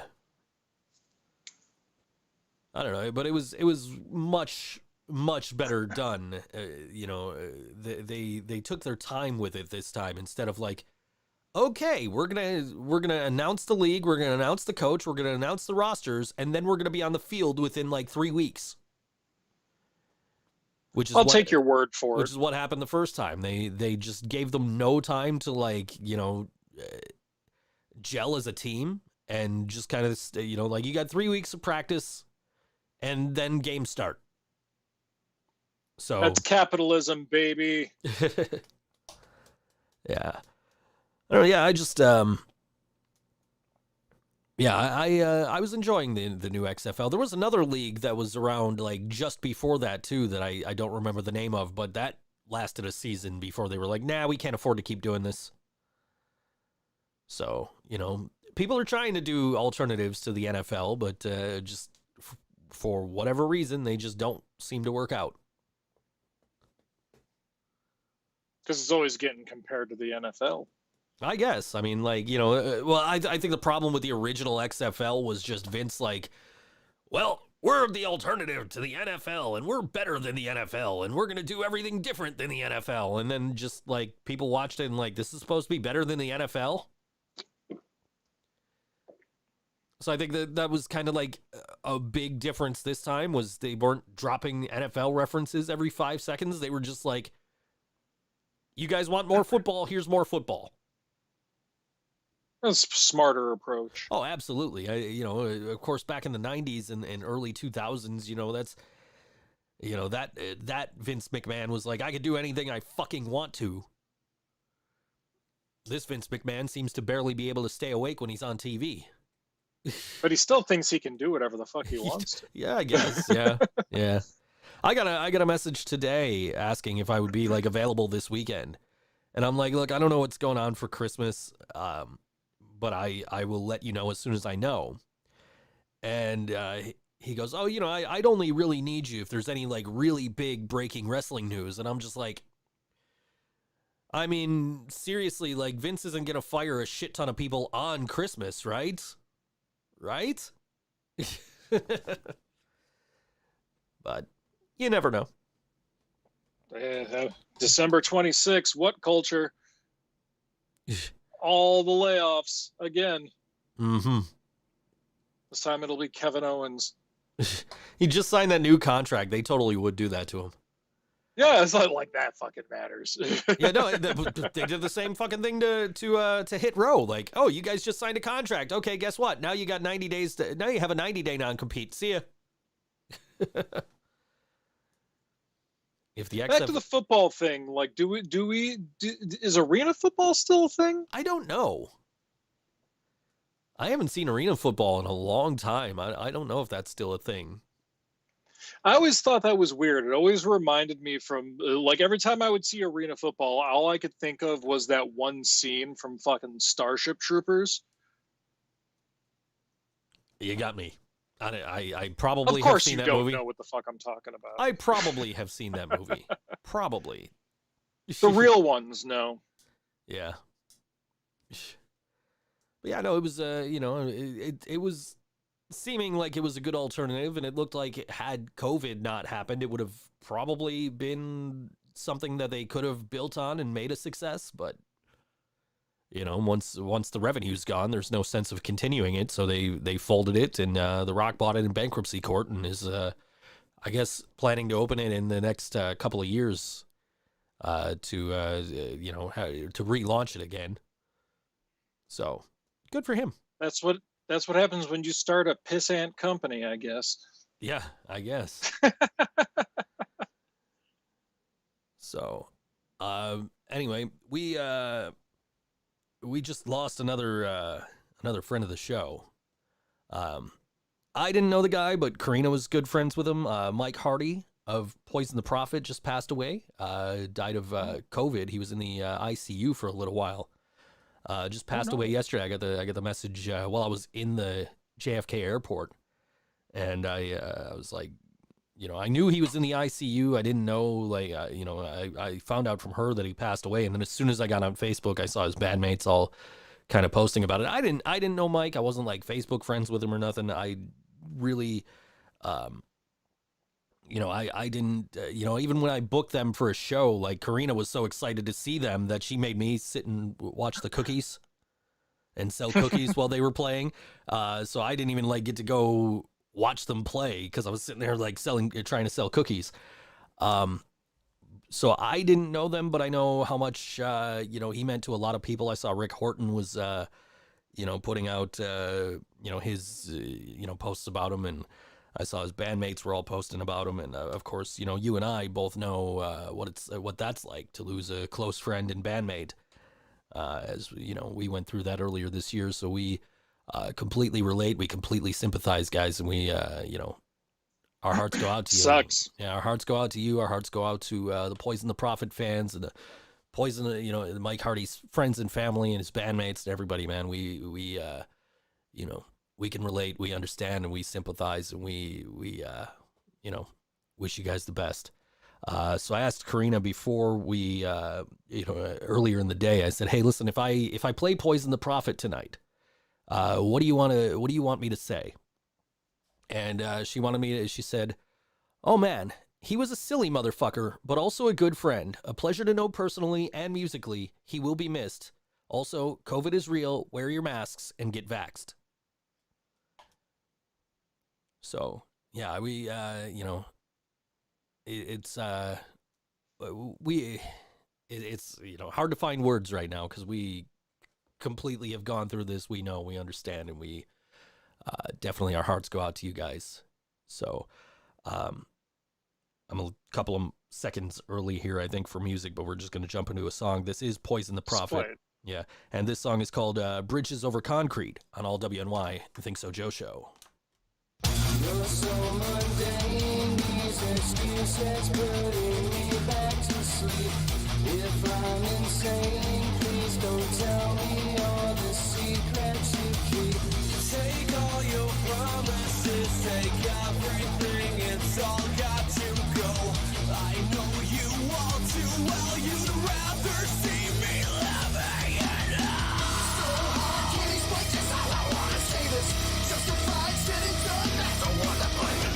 Once again, the passion will burn. You live and you learn, it's so absurd. I wanna do it all. All the times you try to spend trying to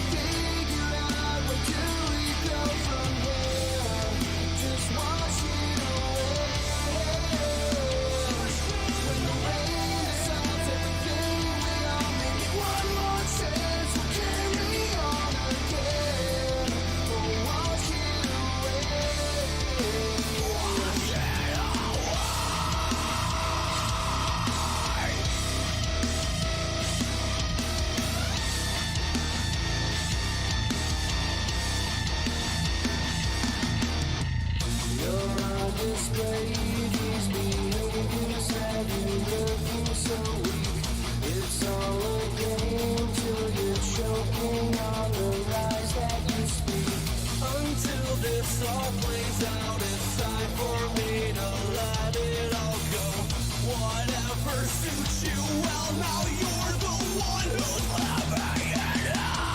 So hard, can these pages how I wanna say this? Justified, said and done, that's the one that blaming. Once again, the perpetual burn. You live and you learn, it's so absurd. I wanna do it again. Times you tried to spend, try to figure out where do we go from here. Just wash it away. When the rain dissolves everything, we all make one more chance. We carry on again. Wash it away.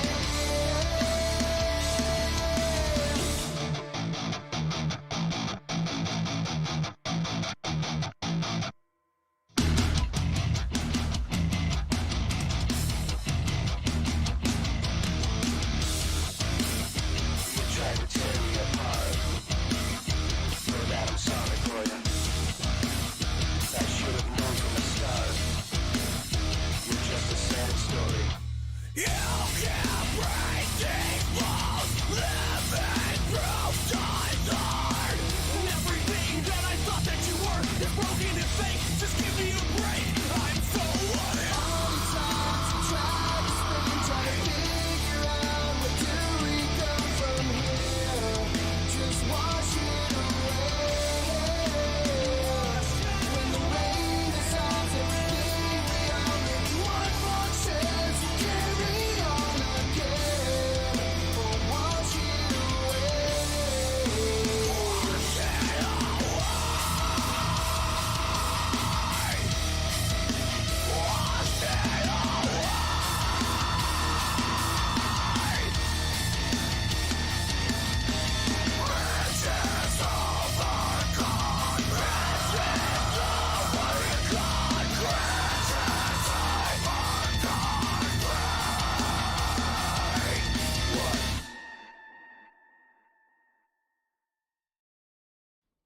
Was Poison the Prophet on all WNY Think So Joe show. Again, our deepest condolences to Poison the Prophet and their fans, friends, family, all that. Like, we know, we can relate.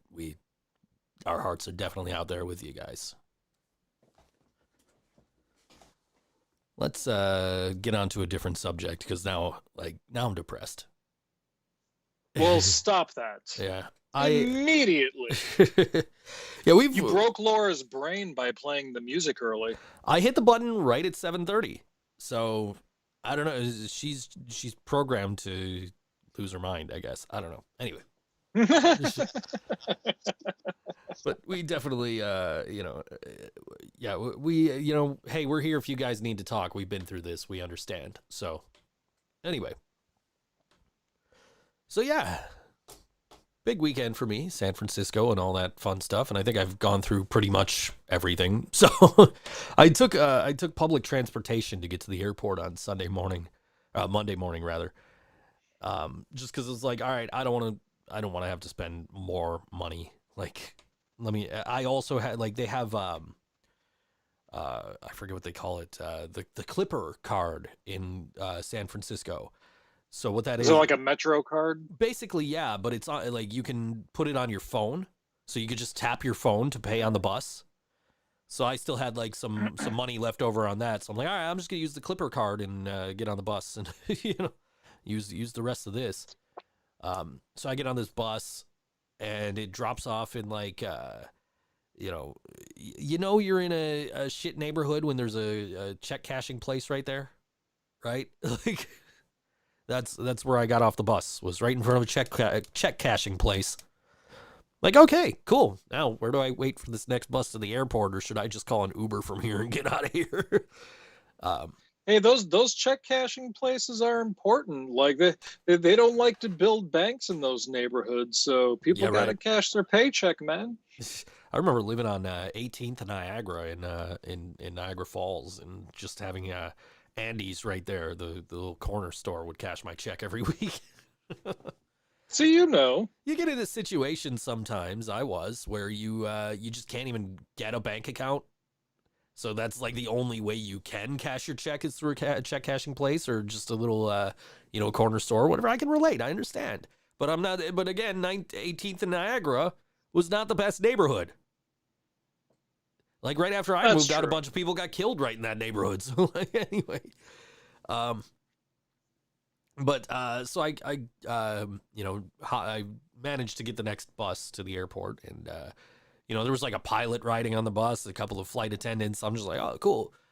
And it lets you off, and it's like, okay. So I asked the lady, I'm like, where do I go? I'm trying to get to the, Terminal 3 or whatever. She said, oh, you got to go to the 3rd floor, and then you go, wherever. So I get up to the 3rd floor. I start following signs. And it took me, I think, like half an hour of walking to finally get to the terminal I was supposed to be in. It's funny because you go to Buffalo, you go to the airport here, and it's just like you can see every terminal. Like you stand on one end of the terminal, you look down, you can see every gate. As opposed Are you to like, calling the Buffalo airport Dinky Joe? yes, I am. Sure. Sounds correct. Yeah. And then Dallas, I had to take a train from one terminal to another. So, but yeah, I walked for like half an hour. I'm like, I think I'm getting my steps in.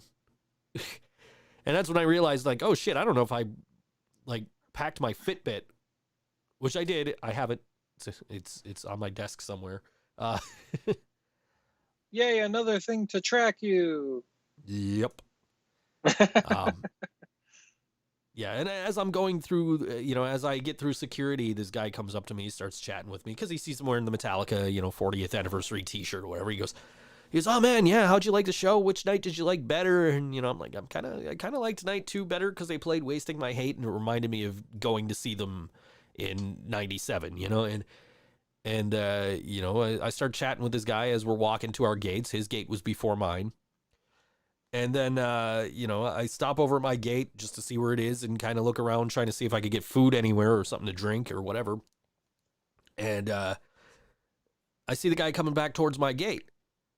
And he's like, hey, man, listen, you said you had seats, so I don't think you got any, I assume you didn't get any guitar picks? I said, no, I didn't. He says, here you go. And he gives me four of these, Metallica get 40th anniversary guitar picks that that they were throwing out at the end of the night. And it's like, dude, you really didn't have to do that. That's so cool that this guy just randomly was like, oh man, you're a huge fan, here, take these. That's awesome. Yeah, like everybody I met in San Francisco was like super cool. Like even the driver who was like iffy about driving me back to San Francisco from Milpitas or whatever the fuck I was. Like everybody was just so cool. Like everybody was so nice, very helpful whenever I needed help. So definitely recommend going. Jasmine was 1 in 1997. One what? 1 year old. Oh, that's right. She's a child. I forgot. I saw Metallica when she was 1 year old. That was like my first concert. That was the show where, my buddy goes, when you get in, grab onto the guardrail and do not let go or you will die. Best piece of advice I've ever gotten. Still follow it to this day when I'm able to get on the floor for shows. Actually, that's not really true. I kind of hang back now a little bit. I don't really try to get up front that much anymore. I refuse to get that close anymore. As I get older and I'm like in a band now and I understand how speakers work better, I know to not be right up front for shows because I can hear better if I'm like, 5 or 6 people back from the speaker or even better out by the sound booth. So, Sounds correct. Kirsten, on the other hand, for obvious reasons, tries to get as close as possible. So she got a black. Well, she has incentive, right? Well, she's also deaf. So she says, I caught a pick at Black Veil Brides and gave it to someone else in front of me before I remembered my brother was there and also a huge fan. Thankfully, I caught another pick and got to give that one to him. So that's cool. Deaf photographer, yeah. See, I was just going with the photographer part, right? Like... Right. So they had like these wristbands that like, they lit up like in sync with the music and shit, like through a couple of the songs. Like they were part of the light show for the show, which I posted like the video from like the first song of the first night. I posted a little bit of a video of just like, check this out. Look at this. 19,000 did people. Metallica do some unsing? No, no, no, no. But it was so cool to see like all these wristbands just like glowing, like just lighting up throughout the a couple of those songs, and so and they gave them away, they gave them away each night, and so like the first when I went for the second night, I told my friend Greg, I'm like, dude, I'm gonna give you one of these wristbands. Because, like, I wouldn't be here if it wasn't for you. Like, you got me into all this. And this is, I wouldn't have made this trip if you didn't get me into Metallica all those years ago. And then I'm also talking to Nick Lucido from XM Priory. And I'm just like, dude, I'm going to try to find you one of these wristbands. Because I already promised my other one, my friend Greg. But I'm going to try and find you one. I found him one. So, everybody that was texting me throughout the show is getting a wristband at least. So... But it was cool because it's like they're at home watching this on Amazon or whatever, and I'm there in the arena, so it's like having them there with me, like sharing in this experience, which was, I don't know if they feel the same way because they were watching on TV and not live, or at least not live in the arena. I just followed your updates. Yeah. Yeah, it was, they announced like a week before the show, like, oh, it's going to be live on Amazon. And then in 2022, you'll be able to get it on demand if you subscribe to this channel on Amazon. And, which I actually might do because they've got a couple of Metallica shows. Like they got the Cunning Stunts video, which was the 1996-97 tour. That was my first Metallica show. And like, I have that on VHS somewhere, but how the fuck am I going to play that? So I might just subscribe to that just so I can watch that at some point, let alone watching these, 40th anniversary shows again and kind of experiencing them from a different perspective. The second night, right after the DJ finished, the lights all came on and the fire alarm was going off. Oh, shit. And I'm texting my buddy Greg. I'm like, dude, the fucking fire alarm's going off. And he's like, yeah, I just saw that on Amazon. Apparently they caught that on Amazon with the fucking fire alarm going off. And so like the fucking house lights go on and they still got the Metallica like 40th anniversary shit on like all their LEDs that they brought, like their screens. But like the, LED ribbon boards around the side of the arena are like, please use caution when exiting the arena. Like the fire alarm is going off, please evacuate. And like nobody's fucking moving. Like I think like the people next to me in the row I was in like left for like half a second. But then like, was like nobody else is leaving. Yeah, nobody else was like, nobody was going anywhere. And then and then like it stopped after a couple of seconds. Apparently, what I was told, and I don't know how accurate this is, I don't know how true. Apparently, somebody was smoking in the bathroom. So smoking in the boys' room. Yeah, Kirsten says she'd panic and die because she can't hear instructions. But here's the thing: nobody was listening to the instructions. Nobody was following the instructions to exit calmly the building. They were all just standing there like, "What the fuck? Seriously? We ain't going nowhere." Well, that's her point. Yeah. We'll fucking die for this shit. We're here for Metallica. And, it lasted maybe like a minute or two before they, that turned off and then the lights went back out and, Metallica came out and played and, killed it for the next 2.5, 3 hours, whatever it was. But definitely worth the money, worth the trip. We'll definitely do it again in 10 years for the 50th anniversary shows when they're like 80. That's because you're a mark. And they'll be like 70, I guess, at that point. This has been a band that's been like the soundtrack to my life for, 25 years now. And, I just turned 40, they just turned 40. So fuck it. Let me go and celebrate with them. And it was a great weekend. It was a great time. There was a place like right down the street from my hotel that was doing like some shit on Friday night that I didn't know about until like I was walking by and I saw like they had the like the red carpet kind of back, you know what I mean? With like all the logos on it and shit. Like they had one of those, like with all the Metallica, like Metallica Takeover, Metallica 40, you know? I was like, damn, I wish I would have known this. I would have come over here. I would have got my picture taken in front of that or something. But You fucked up.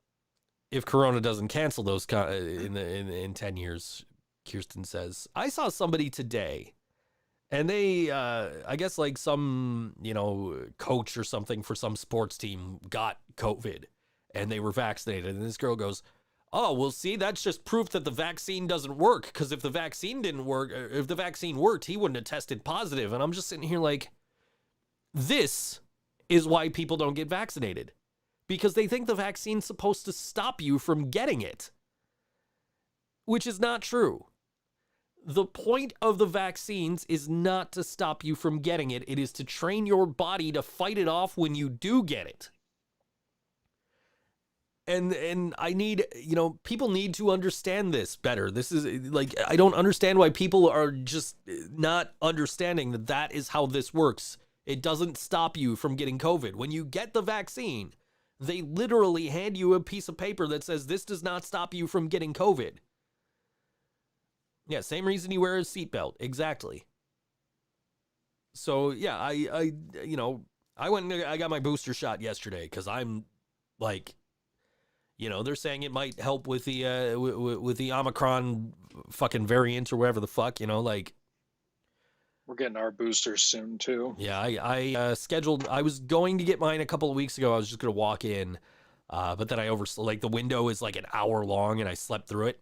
So I was like, all right, I don't want to do it within 2 weeks of going, so I'm just gonna do it when I get back. So I scheduled for yesterday and went and got it at 11:30 yesterday morning.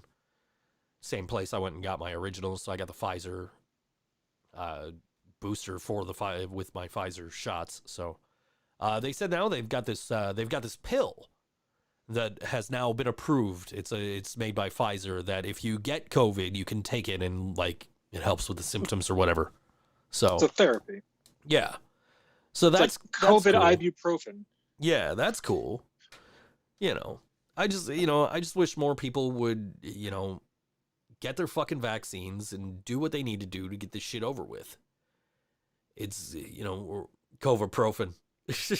Perfect. I like that. Yeah. We're you know, we're like way too far into this shit now that we just need to get this over with. And it's kind of like everything's starting to shut down again, and I'm starting to think of like, you know, when all this started and they were talking about the you know, there was talk of the Spanish flu pandemic where, you know, the United States was like, fuck it, it's been long enough. We're just going to reopen everything. And then like more people got it the second time around. And that's exactly what's happening now. Those who don't learn from history, right? You know, like.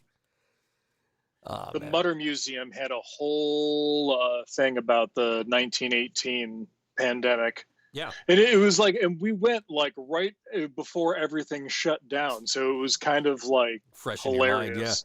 In your mind. Yeah. Yeah.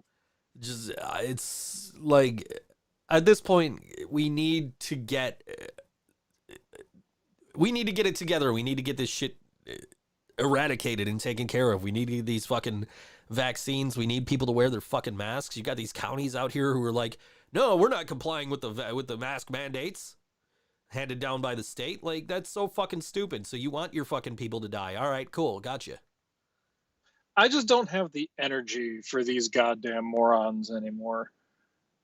Like, I just don't have the energy for it. Like, at this point, I'm just like, assuming that you're somebody who couldn't get vaccinated for various reasons, why would you be outside doing shit that you don't need to be doing?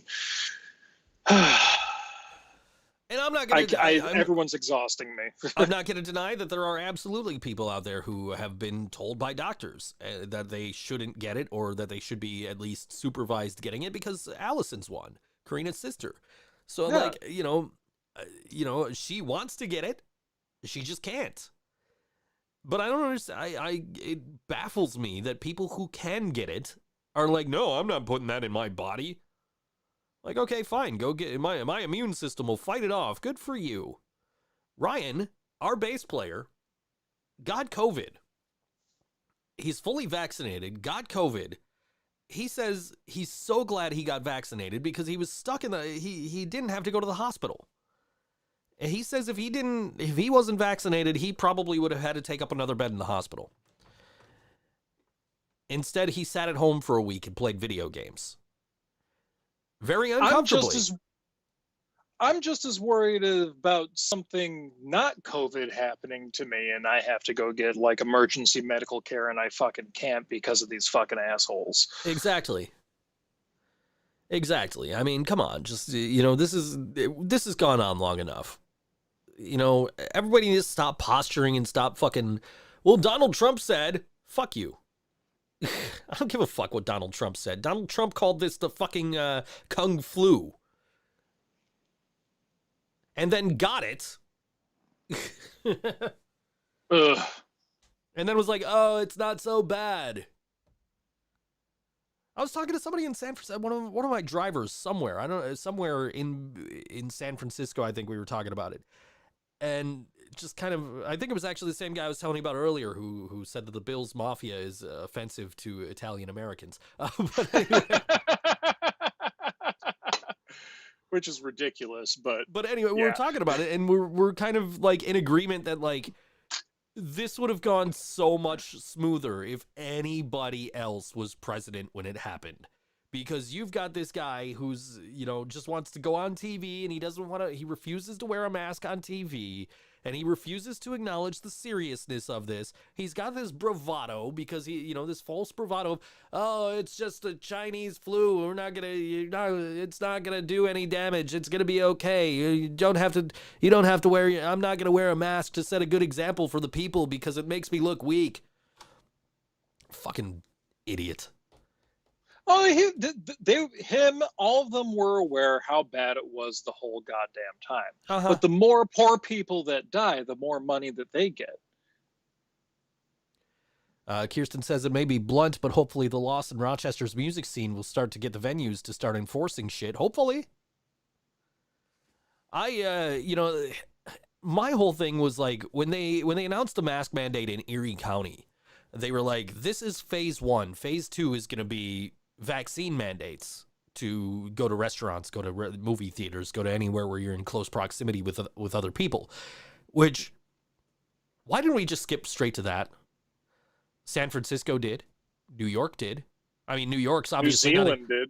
New York's obviously not a great example because they're dealing with it pretty hard right now too. But like, it just makes sense to me to just kind of be like, all right, you guys have the choice to not get vaccinated, but that's also the choice to not be able to interact with fucking people because you're making a selfish choice to say, well, no, I'm not putting that in my body and I'm not getting, because I don't know what's in it, blah, blah, blah. It's FDA approved now.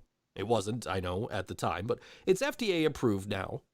And like millions, if not billions of other people have gotten this vaccine and have, other than, a few with the Johnson & Johnson having the bad reactions and the blood clots or whatever the fuck, right?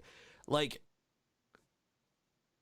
it's been very, very rare that anybody has had any severe consequences from these vaccines. And you still want to sit here and say, oh, it's not safe. That's why I'm exhausted with them. Yeah. You meet the bar they set, they just move the fucking bar somewhere else. Uh-huh. If you only care about yourself, then you get to just spend time with yourself. Sit at home, you self-centered prick. Birth control has more documented adverse effects than the Johnson & Johnson vaccine, says Kirsten. Apparently so does not using birth control because these people exist. Yeah, exactly. And look, we just lost a brother to COVID in our music scene. Somebody that was well respected, somebody that everybody liked. Like I said, I didn't know Mike personally, but I know a lot of people who did and who really loved that guy, who really liked him, who thought who thought the world of him. COVID's real, guys. COVID is real. It's serious. The vaccine, yeah, I know it doesn't prevent you from getting the virus, but it does prevent you from ending up in the ICU or worse. as we just saw with one of our, somebody that is well respected within our scene. And it sucks that we have to have this, we have to continue to have this discussion. It's just, guys, take this shit seriously. Running up on 2 years of this shit. Yeah, take this shit seriously. Oh no, the government's going to shut things down again. Oh, here we go again. Yeah, you know why? Because your dumbass didn't get fucking vaccinated, and now we got to suffer through fucking mutations of this fucking virus that would have just, like, been moot had everybody gotten fucking vaccinated in the first place. Definitely not the children of anti-vaxxers, Kirsten. A child would be fine. Yeah. Okay. Yeah, I just, this whole thing is ridiculous to me.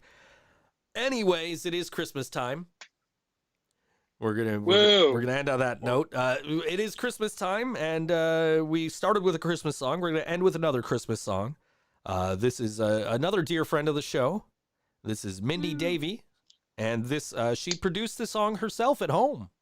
So apparently it's the first song she ever produced at home. I was listening to it earlier. It sounds great. She did a great job. And this song is called Loving This Christmas Time on All WNY ThinkSoJoE Show. We'll see you next week. Have you been naughty or nice?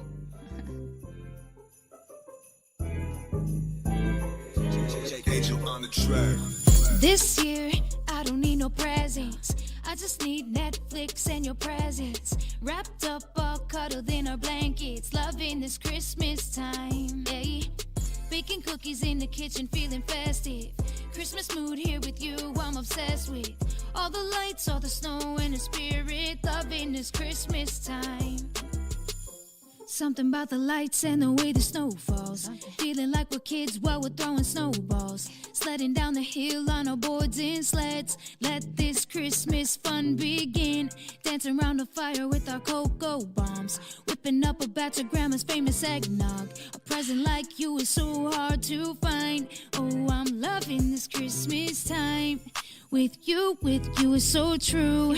Oh, I'm loving this time with you. It's true with you. Loving this Christmas time. This year, I don't need no presents. I just need Netflix and your presence. Wrapped up, all cuddled in our blankets. Loving this Christmas time. Yeah. Baking cookies in the kitchen, feeling festive. Christmas mood here with you, I'm obsessed with. All the lights, all the snow and the spirit. Loving this Christmas time. Getting dressed up in our Christmas sweaters. Eggnog's got me feeling like a feather. Time to build the biggest gingerbread house. It's the time we spend, it's what it's all about, yeah. Watch a movie while we feast and eat. Maybe later, baby, you have dessert for me. In the morning, we'll gather around the Christmas tree. Open up the red and blue one, that's the wine for me. It says, Dear Santa, there's one thing I need. It's the Bills in the Super Bowl, pretty please. It's all I want and that's all I need. Besides you right here, every second with me. Woo. This year, I don't need no presents. I just need Netflix and your presence. Wrapped up, all cuddled in our blankets. Loving this Christmas time, yeah. Baking cookies in the kitchen, feeling festive. Christmas mood here with you, I'm obsessed with. All the lights, all the snow and the spirit. Loving this Christmas time.